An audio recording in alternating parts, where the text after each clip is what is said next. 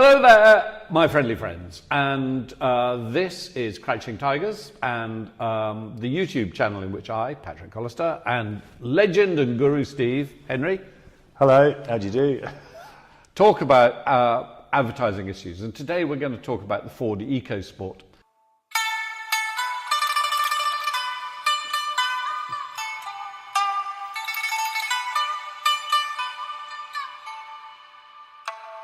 And for me, this commercial is all about feet. I don't get it.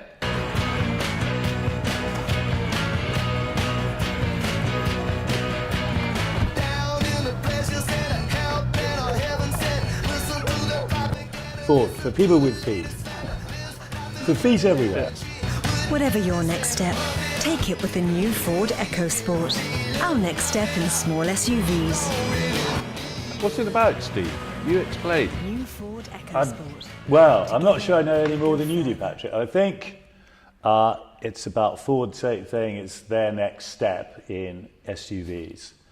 So it feels kind of self-referential. It feels like it's Ford just talking to Ford about what Ford are doing. You know, I think what we want this channel to be about is this is the next step in marketing, I think, which is not just talking about stuff, not just using advertising to kind of put something out there that makes a claim, but put your money where your mouth is, prove it, do something. Again, when we were talking earlier about this, you had a lovely idea, I think, which is about why are there not more female engineers? I think Ford could be encouraging more women to not only go and work for Ford, but actually more women to come into the whole area of engineering too, because they see the world and think about the world differently. See, I think that's gold dust. Again, so we're talking about trends in the marketplace, and I think probably the biggest, certainly one of the biggest trends in my life that changes has been in the area of gender politics. And we're really seeing that coming out with massive power now, and thank God for that. What the world needs now is a different sensibility. And it needs more sensitivity, more empathy, things that actually traditionally and historically have come more from women. And it's sort of, the easier way to think about it is really kind of anti-patriarchal. But it's almost like, could Ford, on a bigger platform, just start challenging some of that thinking? Could Ford could the EcoSport be the car that doesn't like Jeremy Clarkson? What was that noise? Yeah. Well, no, because I mean, it's so testosterone, isn't it?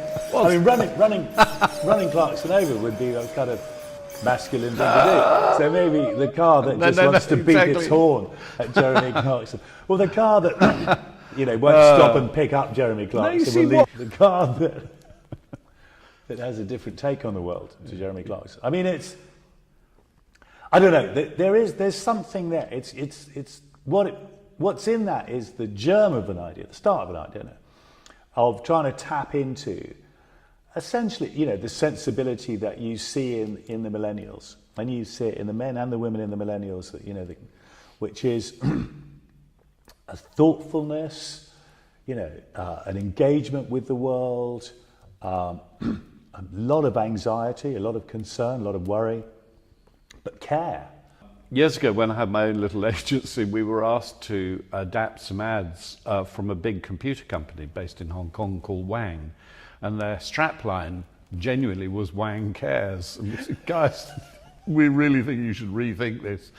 But one of the things that I've always found fascinating is how these big, insensitive corporations keep telling us they care. Actually, ever mentioned this before, Steve, but I publish a magazine called Directory. So, viewers, here it goes. But one of the campaigns... Is that the ad break, Patrick? Yeah, that was that commercial break. But one of the campaigns that has just been submitted to us is so interesting because it's Ford in Holland. And there they've created a small fleet of cabs called handicabs. And these taxis are driven by people who are handicapped, so the cars have been adapted for them. Love it. So exactly, somewhere, I mean, that for me is the first evidence of Ford caring that I've seen for a very long time. What I love about that idea is it's real, it's practical, it's in the world. Creating culture, not commercials. Commercials are past. Although we just had a little commercial there where you held your magazine up at the camera, which, you know, good on you, mate. But, you know, John Hegarty said once, you know, it's not about selling, it's about getting people to want to buy. What marketing needs to be thinking about doing in the future is connecting with its audience and actually essentially giving them something. The other thing that you mentioned earlier, I think is really interesting, is this whole business of data. You know, what about if Ford said to its customers, when you're using a Ford, it generates a lot of data.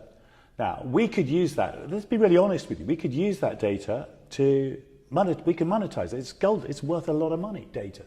So you get a choice with Ford, which is you can keep that completely private, that's yours. Nobody gets to see it at all if that's your choice. Or if you do want to monetize it, we will work with you, we will share that with you so that you can say, okay, yeah, I wouldn't mind earning some money out of that data. Then Ford would say, okay, here are the companies that we would share your data with. If you agree, tick. If you don't.